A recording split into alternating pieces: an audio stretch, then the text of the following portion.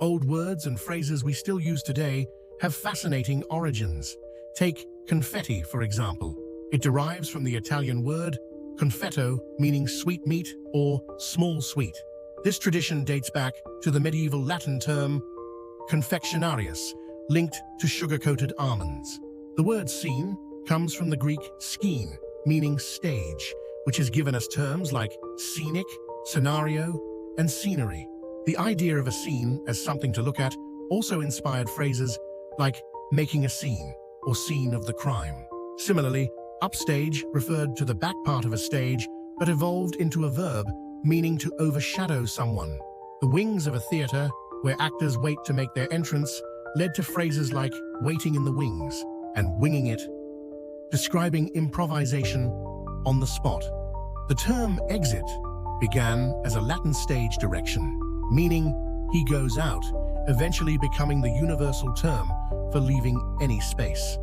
The phrase in the spotlight originated from the bright light focused on actors during performances, and in the limelight comes from a type of lighting used in 19th century theaters.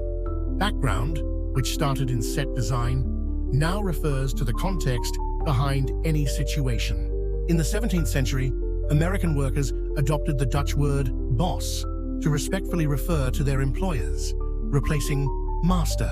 During the 14th century, Italians battling the plague isolated suspected carriers for quarantagiori, 40 days, giving rise to the word quarantine.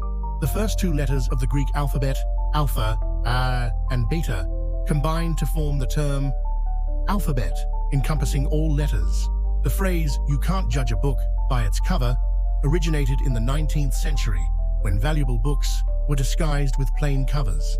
The nursery rhyme, "Hey diddle diddle," featuring a cow jumping over the moon, inspired the expression "over the moon," symbolizing great joy. From naval tactics in the 1700s, "take the wind out of their sails" describes undermining someone's efforts. The ancient Celtic tradition of tying hands with ribbons during weddings led to the phrase "tie the knot," signifying marriage. In late 19th century horse racing, the phrase "down to the wire" emerged as races concluded with a wire across the finish line to determine the winner in the final moments. These words and phrases enrich our language, reflecting the intriguing history behind our everyday conversations.